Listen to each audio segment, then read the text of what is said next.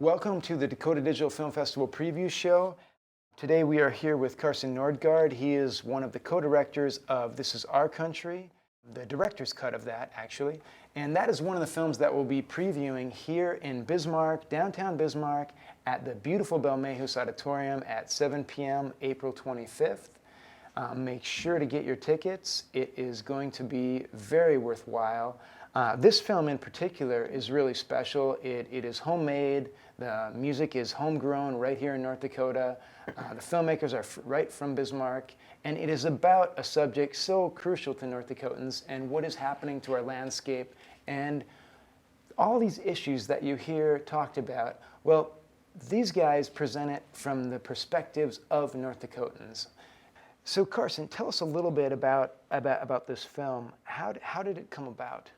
The DRC contacted us to, they wanted to promote their organization more and approached us about with the idea of doing a short documentary on oil production in North Dakota. And, at first it was fairly, it's definitely a topic that's on everybody's minds, obviously. And the scope of it at first is just so broad. It's kind of hard. We had to narrow down our scope to that. Yeah. Well, it's such a huge topic, and there's so much going on. Mm-hmm. So they commissioned you. The DRC basically commissioned you and said, "Hey, we want to make a 30-minute film," yep. And so you made that film. But from what I understand, you also just did a bunch of extra work out of volunteer once you started shooting. Yeah, the process. We sat down with DRC and talked to them and came up with a concept and went through that concept and kind of priced them accordingly to what we thought we would end up working and stuff like that. And then during the process, Dave and I are passionate enough about this ourselves that we didn't mind doing the extra work that we felt was necessary for this. So we ended up doing a lot more work than we planned out doing. Which we had no problem with because we're very passionate about the topic as well, and it was we had a blast shooting everything as well and experiencing the lifestyles up there as well. Yeah, and well, speaking of extra work, you have a 30-minute version that you made for the Dakota Resource Council, mm-hmm. And then this version is a 10-minute director's cut, specially mm-hmm. cut by you two, yep. With the intention of really slimming it down and just letting some of the key voices speak, very yeah. minimalistically, letting them speak for themselves. Yep. We kind of cut it down for film festivals and stuff, and just to get it in and get the message out there as well. We initially tried to avoid with the concept behind it was not to so much since DRC is an advocacy group for environmental topics and stuff like that. They're more, we tried to not focus so much on a political point, and we tried to bring it back around and just tell people's stories and focus on people's stories and what they have to say, and let people kind of come to their own conclusions on what they feel, they're come to their conclusion on what they take from their stories, and that's kind of the idea behind what we tried to. And I think you did that really well. As an audience member, a person really doesn't feel like it's being jammed down your throat or yeah. You're saying too much. You're really just saying, okay, here, tell us what it's like. Tell us without too much, extra stuff. I really appreciated that as a North Dakotan.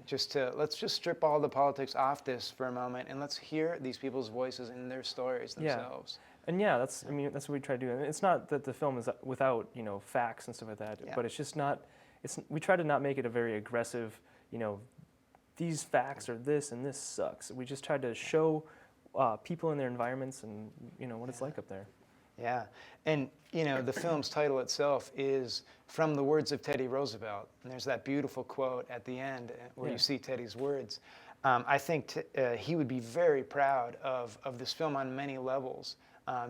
Did he come to mind as you're filming this? Did you feel any of that? When you go to Theodore Roosevelt National Park, that's where Dave and I went, just kind of looking around and seeing the oil exploration or energy exploration is what they call it, I think, and then that's developing there, and it's just kind of sad to see because I've grown up with Medora and Theodore Roosevelt National Park, and just seeing that this beautiful landscape, and then all of a sudden there's these oil wells on top of every little hill out there. It's kind of a sad thing to see, and I think it's crazy that 100 years ago he established these park systems, and to have a sacred land and to something that is sacred, and I think he'd be disappointed in people these days, kind of not even thinking about why some of these things in our cultures have been established, I guess. Well, in your film, it's definitely treated as sacred and beautiful. The shots are absolutely incredible. It's a spiritual experience watching that opening shot. Tell us a little bit about how you got some of those nice shots. Well, for that opening shot specifically, we used a quadcopter with a camera on it as well, and which allowed us to go into this terrain that is fairly rugged and bring along a little robotic helicopter and fly it up in the air and fly over this beautiful scenery, and it's just another tool and to tell a story and show this beautiful scenery. So. Is it pretty easy to fly one of those? Yeah, it actually is. I think it's getting easier and easier. I mean, we've been using this stuff for probably like 2 years now, but it's been easy to use for probably about a year now. But what do you mean? There's a learning curve on your part, or the technology's getting better? it's kind of both. It really is kind of both. At first, with the first models that we were flying around and stuff, they were very kind of primitive and stuff, and there was a big learning curve. But now there's more technology involved in it, and they're getting more and more accessible for the everyday person, I would say. And I mean, you'll start seeing it a lot in things. So yeah.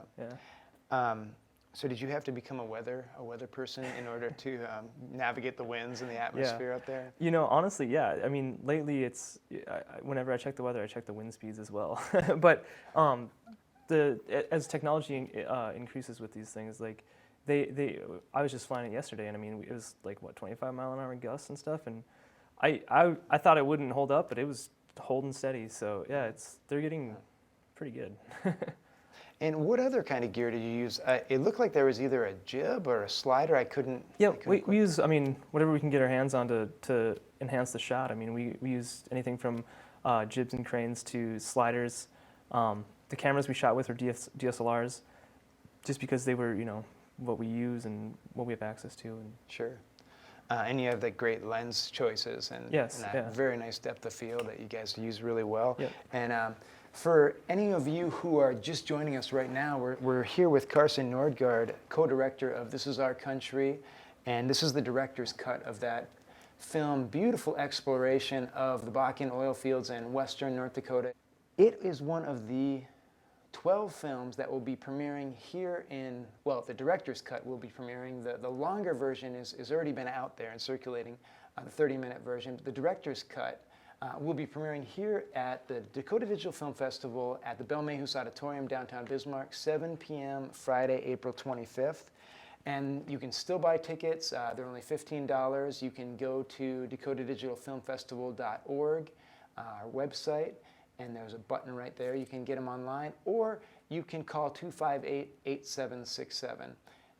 And we really recommend you checking out the local work of our North Dakotans and regional filmmakers. We also have some films coming in from abroad, and in addition to that, we have workshops during the day.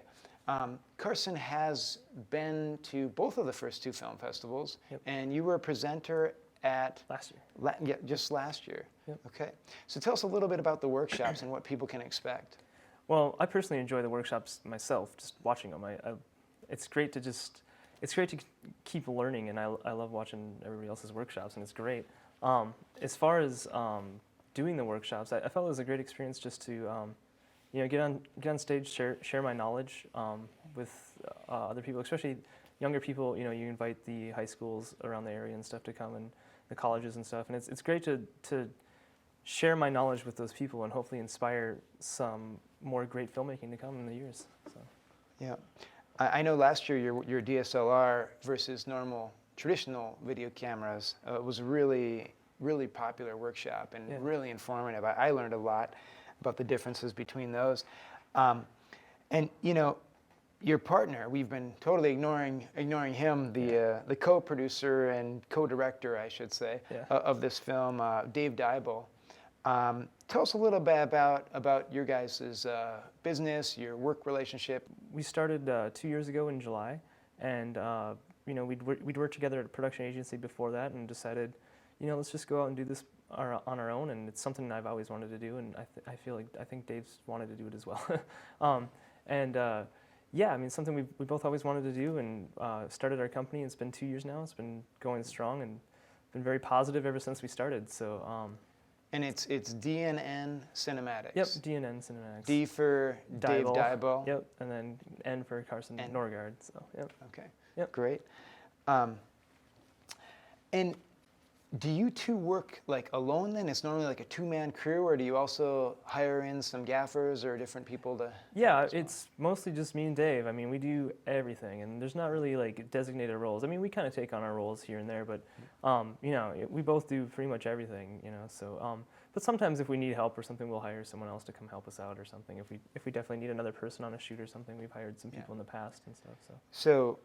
So you both work on the scripts, you both work on the pre-production, Yeah. you both do the cinematography as well as directing and interviewing? Yep, yeah. I mean, we pretty much, do everything. And the animation or the graphics in the end and the post-production editing work as well? Yeah, we kind of just tag team. All right. So. Great. Coming back to this film in general and how it was born and what the experience was like making this film, I heard it kind of evolved. It started out as this, and then you guys were more inspired to continue, and you learned a lot, and you really saw a lot. So what was it like shooting in the Bakken right now in 2014? I had been up there before in probably 2009 maybe, and I got to go on an oil rig and shoot some stuff for Discovery Channel a while ago. But that was really interesting to be in it and experience these roughnecks or whatever, and their life and whatever, and it was what they do on a daily basis and work on the rigs was very interesting. So I've been up there before, but then going up there again, it shocked me once again at how much is just going on up there. I mean, it's so busy. It's crazy because, growing up in North Dakota, you can go to any little town. I mean, you can drive from Bismarck and go to New Salem, and it's kind of the same little town, like a little town atmosphere. But so you know how those little towns are, and then you go up to somewhere like Watford City, and it just blows you away. Every time I go up there, it just blows me away at how busy everything is. So. Was it hard to shoot in those conditions, or? Yeah, it was. I mean, it was a challenge to shoot every time, and you can see that in the film. I mean, there's a lot of stuff we shot was like from a car window, because you would cruise by something and be like, oh my gosh, I need to get a shot of that, and there's nowhere to really stop and get out and do things, and then the traffic jams are just crazy. We never anticipated that. I mean, every time we leave Watford City, it'd be about an hour sitting in traffic. Well, how long was the shooting process from start to finish? I think we started in June and probably ended. Well, we did some pickup stuff here and there right around in the end of September, I think. And then, but yeah, pretty much all summer. I would say from June to August was our heaviest shooting. So, and probably more, just mostly focused on July probably. But yeah, July, August was probably a huge time. But from shooting up there, it's just another thing that struck me was there's nowhere to stay. So when you go shoot an interview in Killdeer or Watford City or something like that, you can't travel up there and stay in the area. So I mean, we ended up camping in Theodore Roosevelt National Park with all of our gear. We'd camp in a tent. Wow. and go do an interview the next day. So I mean, it's kind of one thing that doesn't relate in the film, but it's kind of interesting. It shows. I mean, to me that showed it was just nuts up there. So yeah. Well, that probably made it a lot easier to get those beautiful park shots that you guys. Yeah. Yeah. So I mean, we were already kind of in there anyway, so we might as well camp. So the longer version of this film has been going around from town to town in North Dakota. And what have people's reactions been to that piece? Originally I thought, I mean, we've actually, Dave and I went out and showed it in Almont recently. We got invited by a group that gets together every month in Almont and wants us to films, and they're just a bunch of kind of old farmers, and they wanted to watch the film for the night. So we gladly went out there and set up a projector and showed it to them, and it was a great experience. And those guys are awesome. But honestly, I'll admit, I mean, at first I thought there might be a lot of resistance to this film, and a lot of people, because it is such a politically hot topic, that I thought there'd be a lot of resistance to us by people, and I really haven't seen a lot of resistance. And it's impressed me that the amount of the type of people that would come out that I would normally think wouldn't appreciate a film like this have been very supportive of it and love it. So yeah. That is really surprising. I think the tide has been turning, and North Dakotans have become a lot more careful now. Like, hey, wait a minute, we are losing something, and there is a massive imprint on our culture. So we have to at least educate and find out what is really going on. Yeah. More so. Yeah. You've seen this film festival. To come back to the film festival in general, you've seen it from all sorts of angles. You have worked on the technical crew as one of the volunteers, one of the many volunteers that help make this physically happen. You've been a presenter, and now you have a film in it. So you've kind of seen every angle of this festival. For those like students and all sorts of people that are just interested in film or would like to make film in the audience, could you tell them what they could expect to get out of the film festival and the logistics? Like, what kind of a day is it? It's kind of a fun environment. I mean, it's very relaxed. I feel like it's very open. I mean, when I was presenting, we did a lot of Q&A kind of at the end, and I thought that was great. It's very accessible, I would say. To have that interaction. Yeah. So I mean, it's a great learning experience for someone who's younger that wants to learn more about filmmaking and film production, and also just to see what's going on in the area and get inspired and get motivated to do something yourself. Have you made contacts as a result of going to the film festival then? Yeah, I mean, here and there, yeah. People, contact me and stuff, and just friends and stuff, yeah. And for those of you who are thinking about coming to the film festival, some more details. It begins at 9 in the morning on the 25th, that's a Friday, and workshops will go throughout the day from 9 to 3. And then there's a break from 3 to 7, a 4-hour break to relax, refresh. And we all come back around 7, and that's when the evening films will be presented. The daytime sessions are free of charge. We ask you to register, pre-register if you can. And the evening sessions, we have a $15 ticket fee, which is very nominal for all the good stuff that's packed into that evening.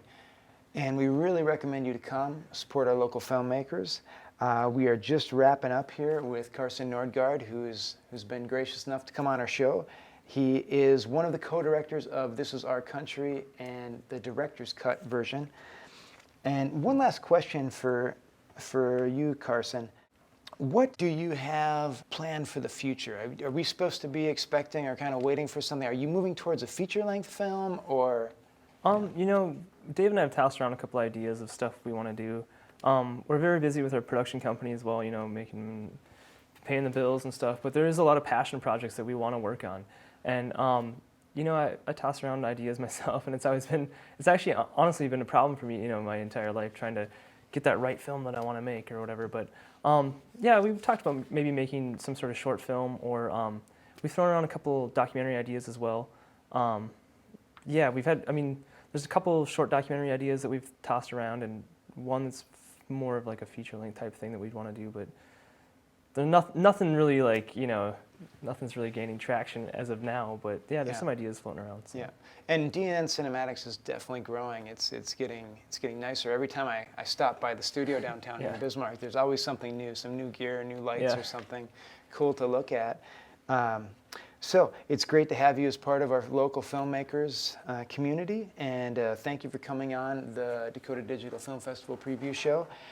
And for those of you at home, we have two components to the Dakota Digital Film Festival. We have a day session, which is from 9 a.m. to 3 p.m., and that is full of workshops, student films, all sorts of educational experiences, and very hands-on stuff. We've got a storyboarding workshop, we have a wild videography workshop, we have a Midco HD production live production truck unit, and there'll be tours of that as well.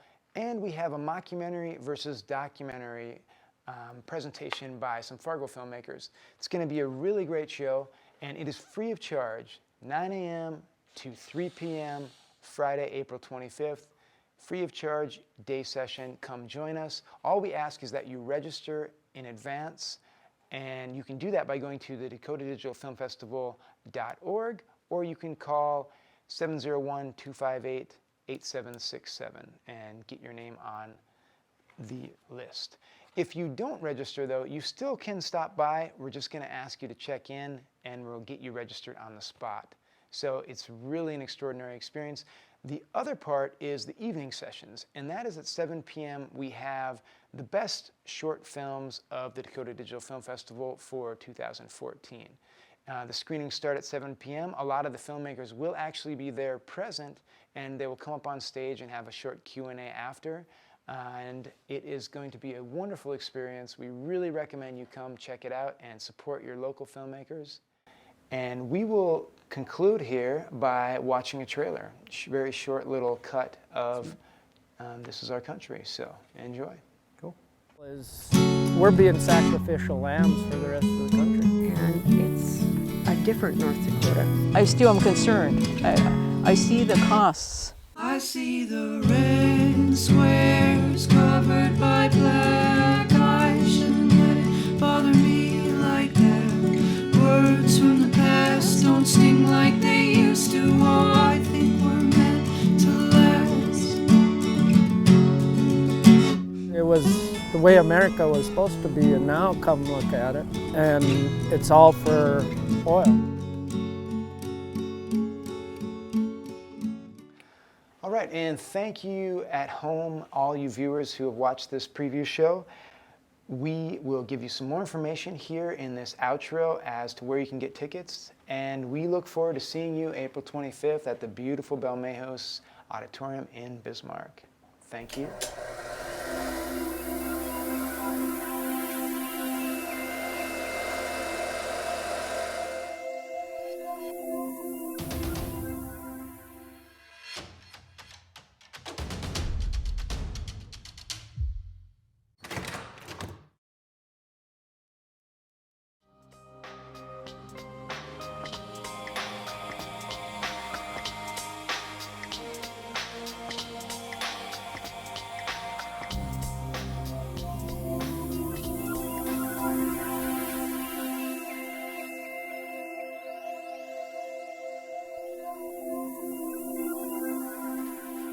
View this program again at freetv.org, on Community Access Channel 12, or order a copy, info@freetv.org or 258-8767.